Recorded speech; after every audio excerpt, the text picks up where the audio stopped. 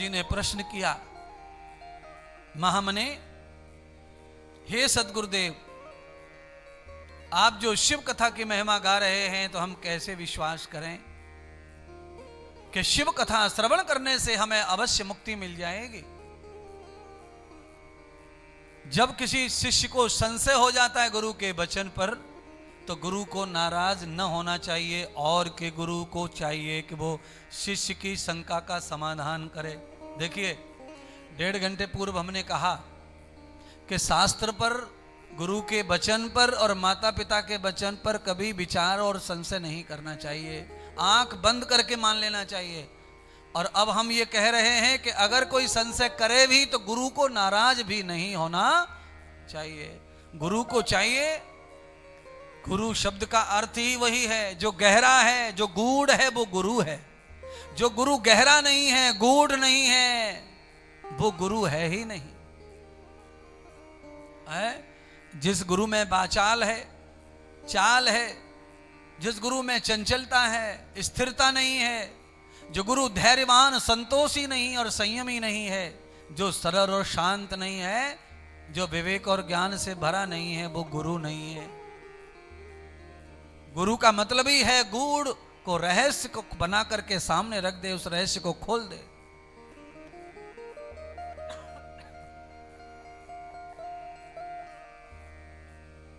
समाधान करे शिष्य का, नाराज ना हो उसके सवाल से। भगवान सुखदेव जी ने जाना कि शौनक जी के मन में संशय हो गया। और कैसा संशय हुआ?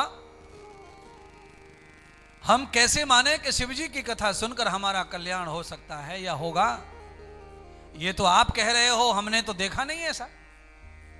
इसीलिए महामुनि सूत जी, शिव कथा से ही हमारा कल्याण होगा, इसका विश्वास हमें दिलाओ, हमें कोई प्रमाण दो।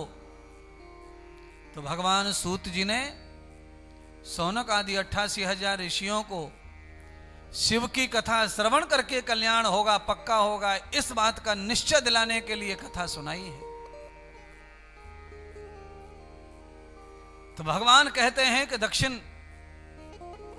दक्षिण भारत की दिशा में समुद्र के तट पर एक ब्राह्मणों का नगर है। उस ब्राह्मणों के नगर में ज्यादातर ब्राह्मण जो थे वो सदाचारी नहीं थे, संयमी नहीं थे, सत्कर्मी नहीं थे, यज्ञ करता दानी नहीं थे। अर्थात ब्राह्मण का जो कर्म होता है वो नहीं था, उनके लक्षण नहीं थे। और ऐसा सारे गांव में, पूरे के पूरे गांव में ऐसा ही था।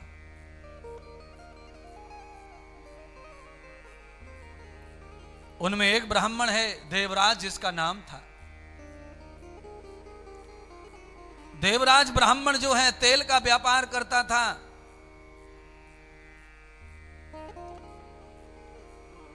और वो महामूर्ख, महाधूर्त था। मदिरा से लेकर सारी बुराइयां उसमें थीं, चाहे वो स्त्री की हो, चाहे वो जुआ की हो, और चाहे वो किसी भी प्रकार के पान स्वान की हो, सारी दुष्टता थी उसमें।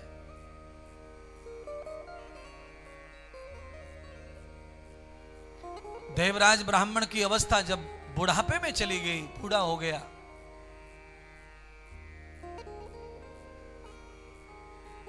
तब देवराज को बीमारी ने घेर लिया और पूरा गांव तो था ही नहीं अच्छा। देखिए बंधुओं, जिस गांव में सभी नास्तिक हों, जिस गांव में सभी आहार व्यवहार से दुर्जन हो, उस गांव में आपत्ति आने पर कोई किसी की मदद के लिए खड़ा नहीं होता। जिस गांव में आस्तिक रहते हो, भोजन भजन सच्चा और अच्छा करते हो, उस गांव में आपत्ति आने पर कोई किसी की मदद अवश्य करेगा। पर जिस गांव में खान पान अच्छा नहीं, जिस गांव में बोलचाल अच्छी नहीं, उस गांव में विपत्ति आने पर कोई किसी का नहीं है। देवराज ब्राह्मण जो है वो दरिद्र हो गया, बूढ़ा बीमार हो गया, कोई उसकी मदद करने नहीं आता और सब बदला लेने के लिए खड़ा हो गए। याद करना, विपत्ति आने पर कोई आदमी अपना बदला निकाले और ये सोचे कि अच्छा हुआ, और दूसरे से दुश्मन से मिलकर आपके साथ और गद्दारी करवाए और बुरा करवाए। सारा गांव ऐसा था देवराज ब्राह्मण का, सारे के सारे थू थू करने लगे और सब कहने लगे मरने दो, इसने ऐसे कर्म किए हैं। ये तेल बड़ा कम तोलता था, मिलावटी तेल देता था, महंगा तेल देता था। अलग अलग प्रकार के लोग जो है ताने कस रहे थे और देवराज ब्राह्मण बिस्तर में पड़ा पड़ा रो रहा था। क्यों क्यों रो रहा था? पाप जब साथ देता है तो कोई भी अपना रहता नहीं है। पाप जब सामने आ जाता है तो अपने पलायन कर जाते। और अगर आपत्ति में अगर आपका कोई पुण्य उदय हो जाता है तो 1000 कोस से दूर से मदद करने वाले आपके पास पहुंच जाते, बिना बुलाए बिना बताए।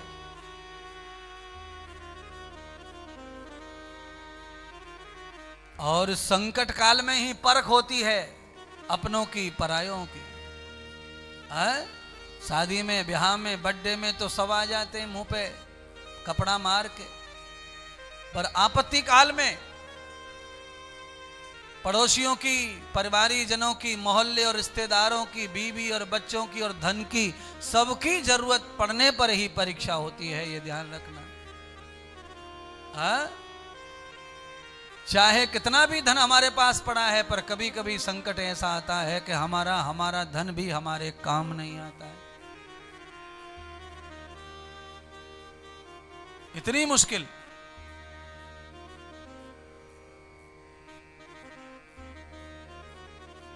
आपको मालूम होना चाहिए कि आप बहुत जल्दी में होते हैं ना, बहुत जल्दी में अगर आप होते हैं और आपको इतनी जल्दी होती है, इमरजेंसी है, तो आपकी चाबी से भी ताला नहीं खुलता है। ताला खुलता नहीं है चाबी से। जरूरत पड़ने पर ताला भी एक्टिंग करता है। चाबी वही, ताला वही, रोज का खोलने वाला वही, पर ताला भी टेढ़ा मेढ़ा होकर देर करता है। इतनी देर में तो आग और पूरे घर को घेर लेती है। इसीलिए चाबी का ताला भी काम नहीं करता है जब आपत्ति आती है। तो क्या चाहिए? तो कहा धैर्य चाहिए, संतोष, संयम चाहिए। ताला भी खोलना हो तो धैर्य से खोलो, धीरे से चाबी डालो, धीरे से करो। आदमी झटपट करता है, खुलता नहीं, इधर उधर हो जाता है, सारा खेल गड़बड़ाता है।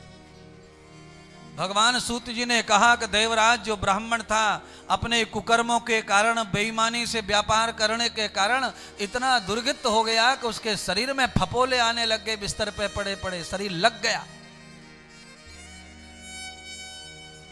पानी देने वाला कोई नहीं, भोजन कराने वाला कोई नहीं देवराज ब्राह्मण को। सारा गांव तमाशा देख रहा उसके दुखों का, क्योंकि ये पापी था। पूरे गांव के साथ इसने छल कपट ठग सब किया था। याद रखना, आज आप किसी के साथ छल करो, कपट करो, ठगो, आज आप दुनिया को ठग के उल्लू बनाकर अपना सब जमा लो, पर आपत्ति आएगी तो ये सारी जनता जानती है सब आपके बारे में, पर कोई कहता कुछ नहीं है, चुप रहते। समय आने पर सब मुंह खोलते हैं और एक मुंह हो जाते हैं। जब आप दुखी होंगे, मरेंगे, तो ये लोग आपके सारे जीवन का इतिहास पढ़ेंगे। बाहर बैठ के आपसे मिलने भी आएंगे, आपको देखेंगे, और बाहर जाकर बैठेंगे, चाय पिएंगे तो आपस में बतराएंगे, तुझे पता है इसको ये कैंसर क्यों हुआ? ये आदमी इतना नालायक है, इतना दुष्ट है, इसने मेरे साथ ऐसा किया, मेरे साथ ऐसा किया। बंधुओं, एक नहीं 5 जगह कैंसर हो जान दो शरीर में, कोई फर्क नहीं पड़ता, पर कैंसर होने के बाद में भी तुम्हारे जानने पहचानने वाले लोगों को ये कहना चाहिए कि भाई इस आदमी ने जन्म से लेके आज तक कोई पाप नहीं किया, पर फिर भी भगवान ने इसे ऐसी बीमारी क्यों दी। ऐसा कहने वाले लोग पैदा हों, ऐसा कर्म हमें करना चाहिए, ऐसा जीवन हमें जीना चाहिए।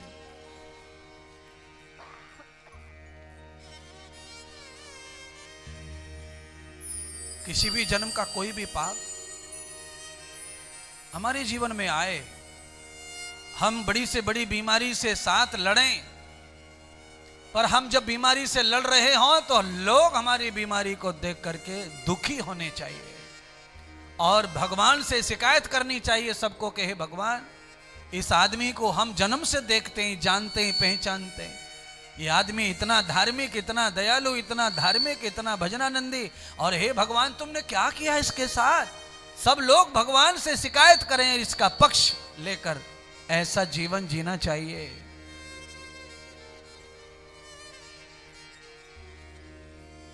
ऐसा जीवन नहीं जीना चाहिए कि आपको थोड़ी सी बीमारी हुई और चर्चा शुरू। क्या चर्चा? अभी तो कुछ नहीं है, अभी तो ये थोड़ा बीमार हुआ है, इसके तो कीड़े पड़ेंगे, कीड़े, ऐसा भी बोलते लोग। हमारे कीड़े पड़े ऐसा कोई कहे, ऐसा कोई भी काम हमसे नहीं होना चाहिए। ज्यादातर सबका दिल, सबका मन खुश रखने वाले काम करो। अपनी थोड़ी बहुत ऊंच नीच हानि हो जाए चलेगी, पर सामने कोई भी हमारे साथ दुखी न रहे, सबका सम्मान, सबकी प्रशंसा रहे।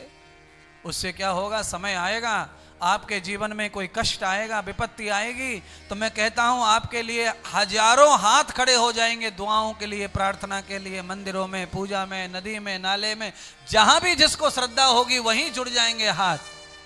आज हम अपने लिए नहीं, अपने परिवार के लिए नहीं, आज हम भगवान तुमसे प्रार्थना करते हैं कि उनका संकट समाप्त हो, ऐसा हो जाए। तो ये कब होता है? जब हम अच्छे होते हैं तब ऐसे लोगों के हाथ खड़े हो जाते हैं। वो हाथ दिखाई भले ही ना दें, पर वो हाथ भगवान के सामने चले गए। भगवान के हाथ, भक्त के हाथ एक होते हैं। जब सारी दुनिया का हाथ इस तरह हो जाता है तो फिर 10, 20, 25 हाथों का कोई वैल्यू नहीं बचती है।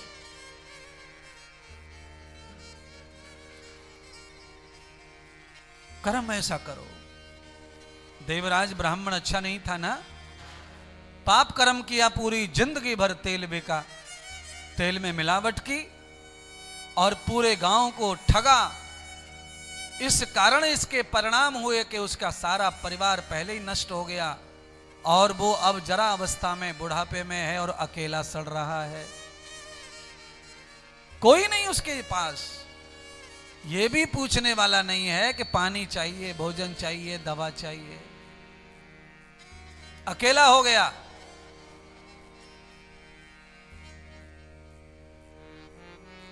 बीमार हो जाए कोई बात नहीं, पर सेवा करने वाले होने चाहिए, देखने वाले होने चाहिए, उठाने बिठाने पहुंचने दिलाने वाले होने चाहिए। ये कब होगा? जब तुम्हारे पास में शुभ कर्म होंगे, सत्कर्म होंगे, सब प्रेम होगा, सामाजिक दायरा अच्छा होगा, पड़ोसी अड़ोसी रिश्तेदारों के साथ में व्यवहार अच्छा होगा, तो सब कुछ तुम्हारे पास होगा। आपत्ति काल में सब तुम्हें प्राप्त होगा।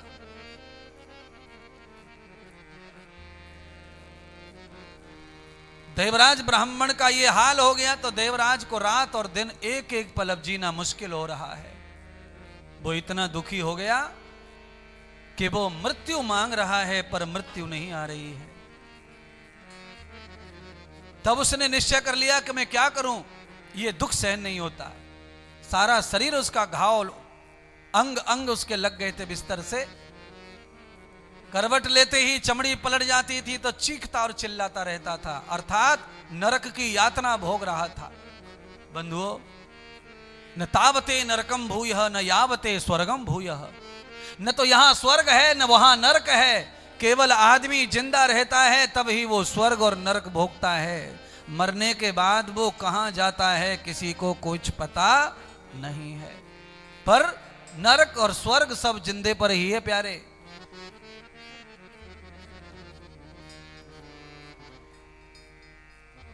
करवट लेते समय रोता चीखता, क्योंकि चमड़ी और मांस बिस्तर में ही अटक जाता, छिलके की तरह बदल जाता चमड़ी मांस, ऐसा चीखता चिल्लाता है। आज ने इसने निश्चय कर लिया कि आज मुझे आत्महत्या करनी है, मर जाना है। रात्रि के अंधेरे में घर छोड़ करके मरने के लिए निकल पड़ा कि कुआं में गिर जाऊंगा, नदी में गिर जाऊंगा, कहीं ना कहीं मर जाऊंगा। मार्ग में मार्ग में सम्मेलन चल रहा था, संत महात्मा आचार्यों का कथा चल रही थी, सम्मेलन हो रहा था, कहीं भजन, कहीं कीर्तन, कहीं कथा और कहीं शिव जी के स्तोत्र बोले जा रहे थे। रात के अंधेरे में जब ये इंद्रदेव जा रहा था, देवराज जा रहा था, तभी देखा इसके कानों में आवाज पड़ी है कीर्तन की, भजन की, शिव स्तोत्र की, शिव तांडव की, शिव कथा की।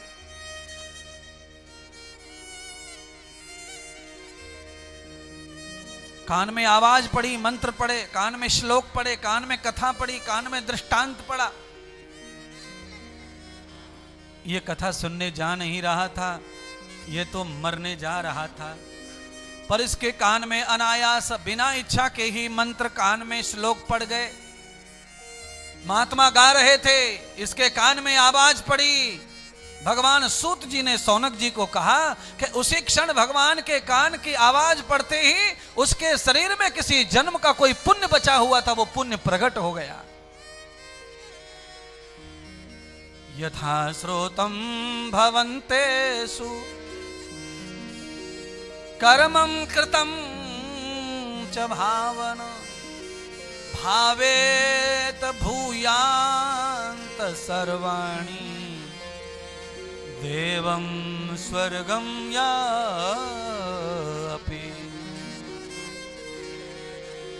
बंधुओं, छुपा हुआ इतना सा भी कोई पुण्य होगा उसके पास, वो उदय हो गया।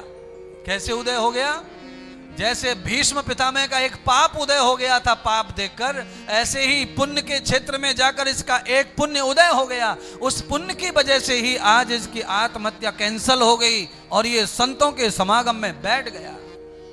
या तिष्ठम धरार पुण्यम।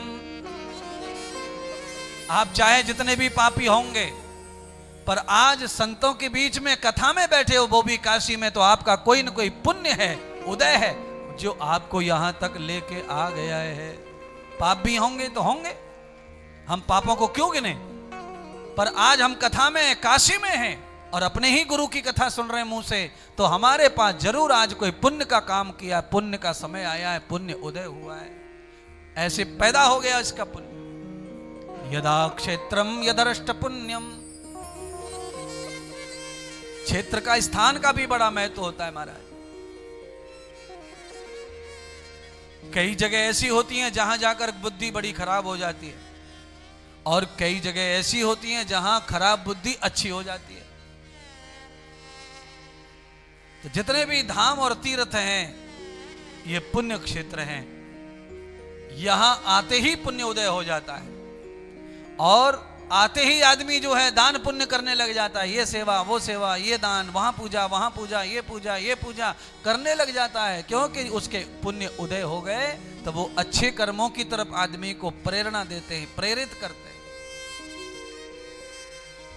मैं गारंटी ले सकता हूं कि तुम सब लोगों में से कोई भी अब दारू गांव नहीं पिएगा काशी में। क्यों नहीं पिएंगे? क्योंकि ये पुण्य क्षेत्र है, यहां बुद्धि तुम्हारी ऐसा नहीं करेगी। हो सकता है जो लोग काशी में पैदा हुए होंगे वो पीते खाते होंगे, वो अलग बात है, पर तुम लोग यहां आए हो तो तुम्हारी बुद्धि अब नहीं आप ऐसा काम करेगी। क्योंकि जो लोग पुण्य क्षेत्र में रहते हैं, जन्म लेते हैं, उनके ऊपर प्रभाव कम होता है, ज्यादा होता है, नहीं पता। पर यहां कहावत ये जरूर है कि आन गांव का जोगी और गांव का सिद्ध बराबर है। घर की मुर्गी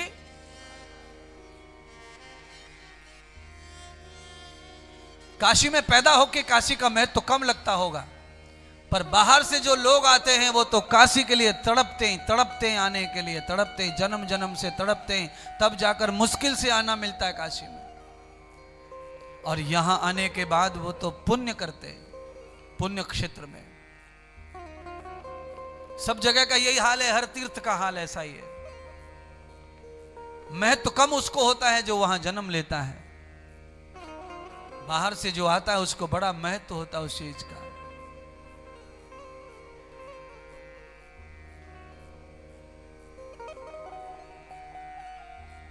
लड़की का विवाह जब तक नहीं होती है ना, तब तक वो मायके का महत्व नहीं जानती। और जब उसका विवाह हो जाता है, पति के घर चली जाती है, तब उसे मायके का महत्व समझ में आता है कि मायका क्या है, माँ का घर, पिता का घर क्या होता है और पति का घर क्या होता है, फर्क समझ में आता है। जब तक वो पिता के घर में थी कोई महत्व था ही नहीं। विवाह करके चली गई और वहां जाकर के जब सारी लाइन में लग गई, सारा प्रोटोकॉल लग गया, तब समझ में आ रहा है कि मायका क्या था और ससुराल क्या है। इसीलिए लोगों ने कहा है, सम्मा में रंग आता है सम्मा बुझ जाने के बाद, और अपनों की याद आती है उनके चले जाने के बाद। हाँ, अच्छा, घर में कोई जिंदा हो तो कोई याद नहीं आती उसकी, मर जान दो, मर जान दो, इतनी याद आती है, इतनी याद आती है कि दिन की तो बात छोड़ो, रात के सपने में भी आवे मरो हो। और सवेरे बताते फिरते, आज तो अम्मा सपने में आ गई, मेरे तो सपने में आ गई मैया, आज तो बाबा सपने में आया। क्यों? यही धर्म है, चले जाने के बाद याद सताती है, याद आती है। महत्व तो समझ में आता है कि अम्मा बूढ़ी थी, 80 साल की थी, सेवा करवाती थी, पर अम्मा के घर में रहने से क्या मजा था, अम्मा के चले जाने के बाद में क्या सजा है, क्या सजा है।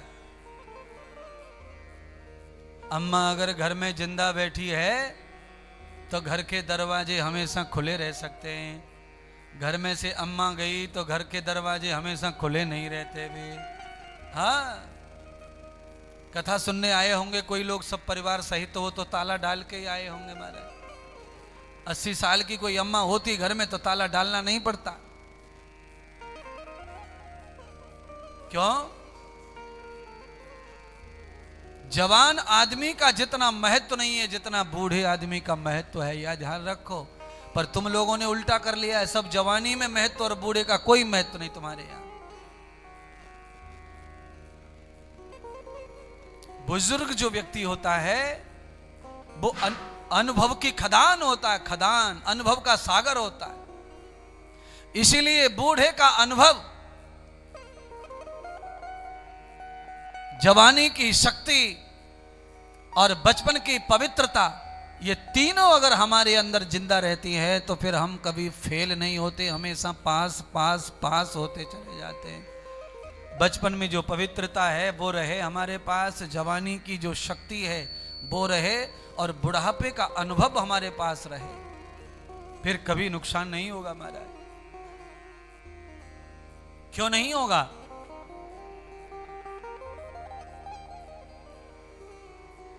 एक गांव में आग लग गई थी, सारे लोग भागने लगे आग से, बचाओ बचाओ। एक घर में 2 लोग फंस गए, एक अंधा और एक लंगड़ा। आग घर को चारों तरफ से घेर ली। अब अंधे को दिखे ना और लंगड़े से चला ना जाए, वो दोनों पैरों से लंगड़ा था और वो दोनों ही आंखों से अंधा था। अब कैसे बचे? एक चिल्लाए, भैया मुझे दिखाई नहीं देता, जन्म से मुझे बचाओ। एक कहे, मैं दोनों पैरों से लंगड़ा हूं, मुझे बचाओ। और जब आग लगती है तो कोई किसी को बचाता है कि नहीं पता, पर अपनी अपनी सबको पड़ती है, सब भाग गए, ये दोनों फंस गए। अब ये दोनों आपस में टकराए, लंगड़ा और अंधरा दोनों टकरा गए आपस में। अंधे ने कहा लंगड़े से, तुम्हारे पैर नहीं है, तुम कैसे निकलोगे? पर तुम्हें दिखाई दे रहा है ना आग कहां तक आई है। मेरे पैर हैं पर मुझे दिखाई नहीं दे रहा है कि मुझे किधर से निकलना है, आग कहां तक है कहां तक नहीं है। दोनों ने आपस में समझौता किया। अंधे ने कहा कि मेरे पैर हैं इसीलिए लंगड़े भैया तू मेरे कंधों पर बैठ जा, और कंधों पर बैठ करके तेरी आंखों से मुझे रास्ता दिखा और मेरे पैरों से मैं चल के दिखाऊंगा, हम दोनों ही पार हो जाएंगे। अंधे ने बैठकर कंधों पर, लंगड़ा बिठा लिया अंधे ने अपने पैरों पर, अपने कंधे पर, और आग के लगे हुए घर से बाहर आ गए और दोनों ही बच गए महाराज। अर्थात मैं कहना यह चाह रहा हूं ये दृष्टांत से कि जवानी जो होती है वो अंधी होती है, अंधी। और बुढ़ापा लंगड़ा होता है, लंगड़ा चलता नहीं, फिरता नहीं, घूमता नहीं, सब आश्रित हो जाता है। भाई पकड़ो, भाई उठाओ, भाई संभालो, ये बुढ़ापा है। पर प्यारे, बुढ़ापा लंगड़ा है, जवानी अंधी है। अगर लंगड़े बुढ़ापे को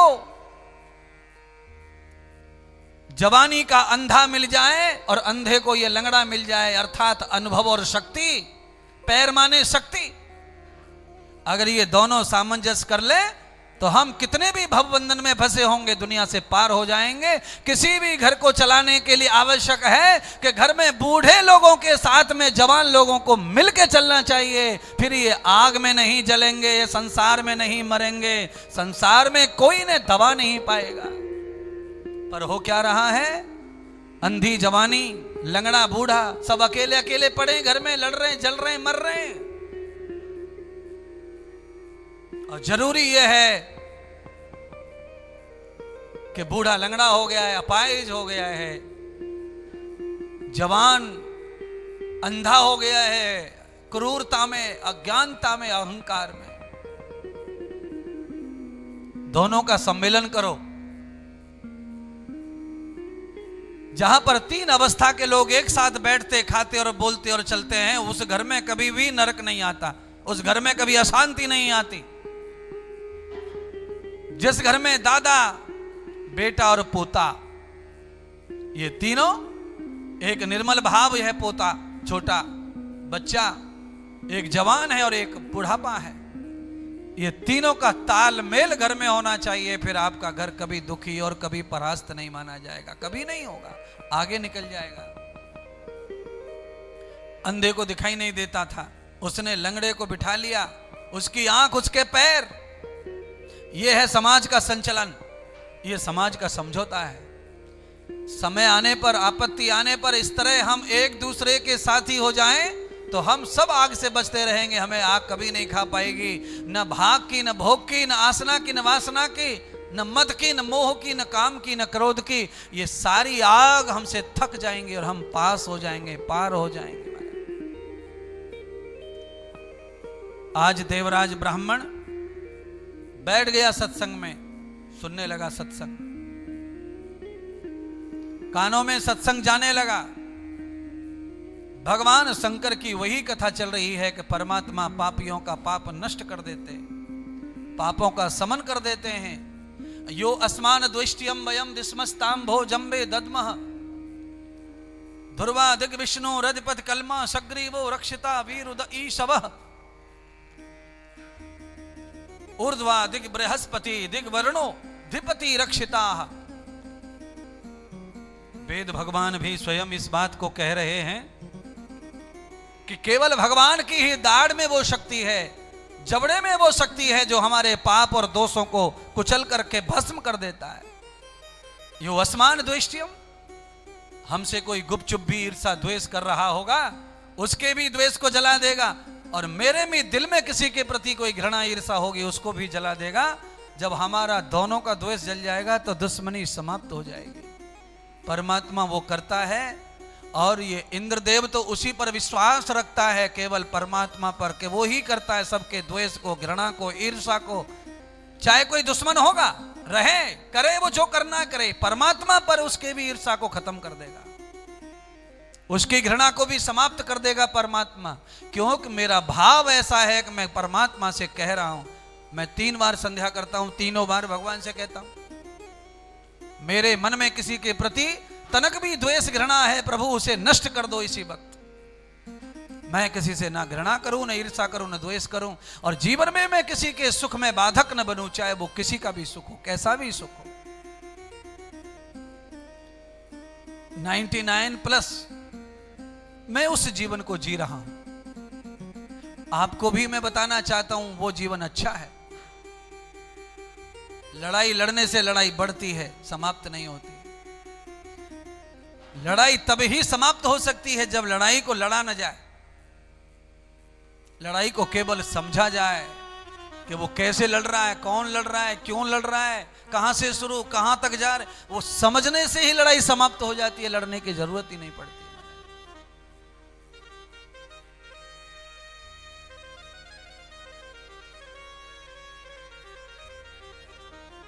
सदगुरु भगवान श्री सूत जी कहते हैं, सौनक जी, देवराज ने 7 दिन लगातार शिव कथा का श्रवण किया। भाग्य ऐसा था कि सावन का ही महीना लाभ प्राप्त हो गया उसको। श्रावण मास में कथा सुनी उसने, और श्रावण मास में कथा के साथ साथ उसने अनुष्ठान का दर्शन किया। वहां पर जो सम्मेलन चल रहा था, अनुष्ठान चल रहा था, कहीं यज्ञ हो रहे थे, कहीं अभिषेक हो रहे थे, उसने उनको देखा। प्यारे बंधुओं, कथा सुनना, अनुष्ठान करना, हवन करना, ध्यान करना, ये तो है सौभाग्य की बात। पर ऐसे करते हुए किसी को देखना भी पुण्य ही है। आप किसी को भजन करते देखते हैं तो आपका पुण्य बढ़ता है उससे, और आप किसी को काटते देखते हैं कि वो कसाई बकरा काट रहा है, मुर्गा काट रहा है, उससे पुण्य जलते हैं आपके। आप किसी की प्रशंसा करते हुए किसी को देखते हैं कि ये बैठकर कुर्सियों पर प्रशंसा कर रहे हैं किसी की, इससे आपका पुण्य बढ़ता है। और आप किसी की चुगली करते हुए किसी को देखते हैं तो आपका पुण्य खत्म होता है, आपका पाप बढ़ता है। ये आपके ऊपर है, आपको क्या देखना है, क्या सुनना है, क्या सोचना है। दूसरे की बुराई करने वाले को जो सुनता हो या देखता हो, उसका पाप बढ़ता है। दूसरे की स्तुति करने वाले को देखता हो, सुनता हो, उसका पुण्य बढ़ता है। किसी की भी बुराई को, किसी की चुगली को सुनना और कहना दोनों पाप बढ़ाता है, और किसी की भी जीवन में आहुति डालकर उसके जीवन का भला करना, उससे पुण्य बढ़ता है।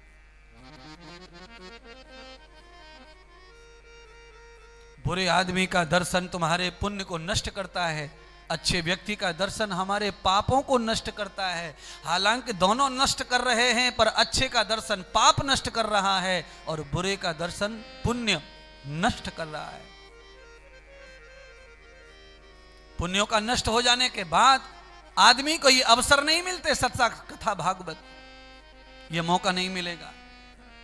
हमारे पास में पुण्य होंगे तो ये अवसर मिलता है, तब ये चांस आते, मौके आते हैं ऐसे। इसीलिए ऐसे शुभ अवसर, ऐसे शुभ मौके को कभी नहीं खोना चाहिए। ऐसी अवस्था, ऐसी जगह आए हो तो मैं आपसे कहूंगा, जितने लोग कथा श्रवण कर रहे हैं, जहां पर बैठकर आइए, काशी में बैठ करके महामृत्युंजय मंत्र का जाप करवा कर अपने संकटों को, अपनी बीमारियों को दूर करने की प्रार्थना भगवान से कीजिए। अभिषेक करिए, यहां रुद्राभिषेक काशी में चल रहा है, यहां आइए, अभिषेक कीजिए, नहीं तो वहां से नाम भेजिए, अभिषेक कीजिए। ये पावन अवसर है। कल से 51 ब्राह्मण जो है महामृत्युंजय मंत्र का जाप करेंगे, जिस जाप को मैं करवा रहा हूं सब संसार के, समाज के कल्याण के लिए। सभी जो भक्त हमसे जुड़े हैं उन सब का भला हो, उनके पाप नष्ट हो, उनके दुख नष्ट हो, और उनके परिवार में कोई बीमार न रहे, सब निरोगी रहें। यही भावना है इस अनुष्ठान की, और यही फल भी है। महामृत्युंजय मंत्र से जुड़िए, उस अनुष्ठान से जुड़िए। क्यों? सब जगह हर चीज का अवसर आएगा, पर यह अवसर नहीं आता है। क्यों नहीं आता है? क्योंकि जीवन पल दो पल का है, क्षण क्षण का है। किसे पता है कौन जगह है, किसे पता है कौन जगह है। अरे आने वाली कल में ये जीवन बीत रहा पल पल में, ये जीवन बीत रहा पल पल, जीवन बीत रहा पल पल, जीवन बीत रहा पल पल, जीवन बीत रहा पल पल, जीवन बीत रहा पल पल में। किसे पता है कौन जगह है, किसे पता है कौन जगह है। आने वाली कल मेरे जीवन बीत रहा पल पल में, जीवन बीत रहा पल पल में।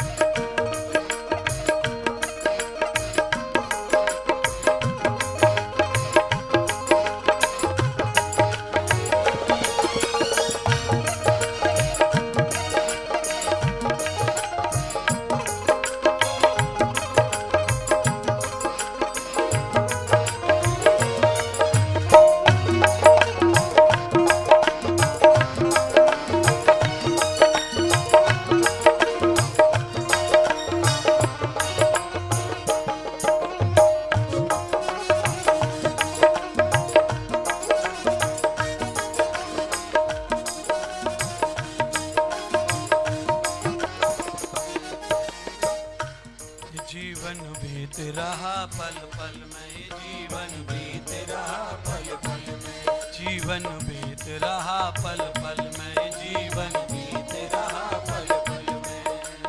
किसे पता है कौन जगह है, किसे पता है कौन जगह है, आने वाली कल मेरे जीवन बीत रहा पल पल में, जीवन बीत रहा पल पल में, जीवन बीत रहा पल पल में, जीवन बीत रहा पल पल में।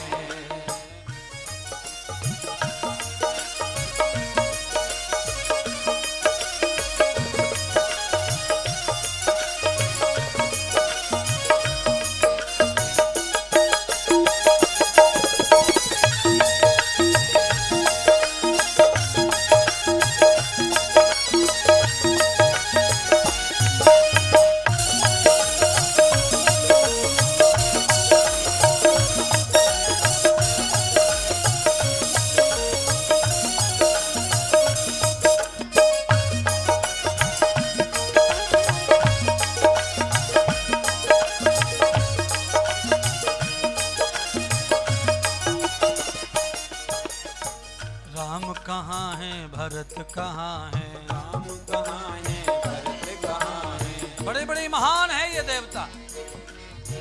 राम कहाँ है भरत कहाँ है, राम कहाँ है भरत कहाँ है। धर्मराज घनश्याम कहाँ है, धर्मराज घनश्याम कहाँ है, धर्मराज घनश्याम कहाँ है, धर्मराज घनश्याम कहाँ है कोई इनका पता बताए, है कोई इनका पता बताए। सारे भूमंडल में जीवन बीत रहा पल पल में, जीवन बीत रहा पल पल में, जीवन बीत रहा पल पल में, जीवन बीत रहा पल पल में।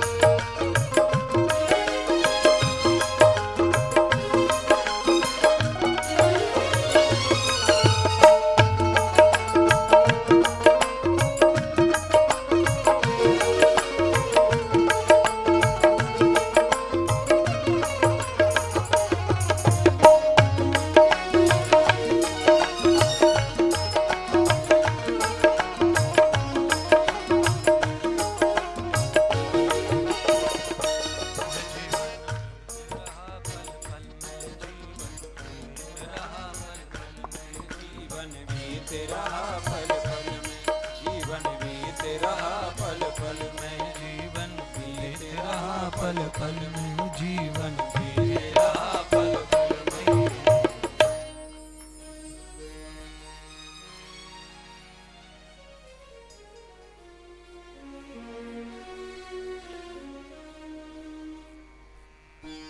राम कहाँ है भरत कहाँ है,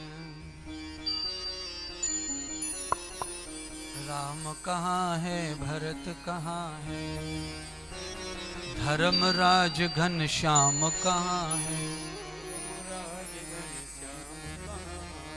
है कोई इनका पता बताए, है कोई इनका पता बताए। सारे भूमंडल मेरे जीवन बीत रहा पल पल में, ये जीवन बीत रहा पल पल में, जीवन बीत रहा पल पल में। मृत्यु की हलचल में जीवन, मृत्यु की हलचल में जीवन बीत रहा पल पल में, जीवन बीत रहा पल पल में।